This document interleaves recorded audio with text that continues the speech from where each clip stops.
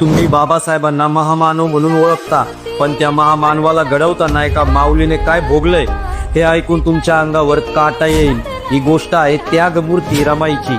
जेव्हा बाबासाहेब लंडनला शिकण्यासाठी गेले होते तेव्हा तिकडे रमाईची अवस्था काय होती माहीत आहे का? सत्याग्रह आणि चळवळीसाठी साहेब घराबाहेर असायचे आणि घरामध्ये अन्नाचा कणही नसायचा।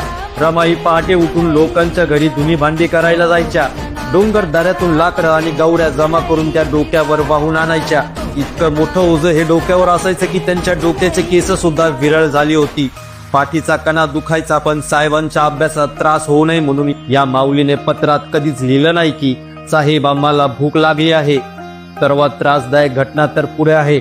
घरात 18 विश्व दारिद्र्यात आणि रमाईचा लाडका मुलगा राजरत्न आजारी पडला। औषधाला पैसे नव्हते। एका बाजूला समाजाचा संसार सारवण्यासाठी लढणारे बाबासाहेब आणि दुसऱ्या बाजूला स्वतःचा पोटचा गोळा वाचवण्यासाठी तडफडणारी रमाई। योग्य वेळेवर औषधही मिळाली नाही आणि त्या माऊलीच्या मांडीवरतीच्या काळजाच्या तुकड्याने राजरत्नाने प्राण सोडला। स्वतःचं मूल गेलं तरीही रमाई खचल्या नाही। त्यांनी स्वतःच्या डोळ्यातील अश्रू पुसले आणि बाबासाहेबांना सांगितलं, साहेब तुम्ही रडू नका, आज समाज हेच आपलं मूल आहे, तुम्ही त्यांच्यासाठी लढा। आज आपण जे संविधान, जो स्वाभिमान बघतोय त्याच्या पायाशी रमाईच्या संसाराची राख रांगोळी झाली आहे। बाबासाहेब त्यांच्या पुस्तकात लिहितात, माझ्या रमाच्या त्यागामुळे मी हे सर्व काही करू शकलो।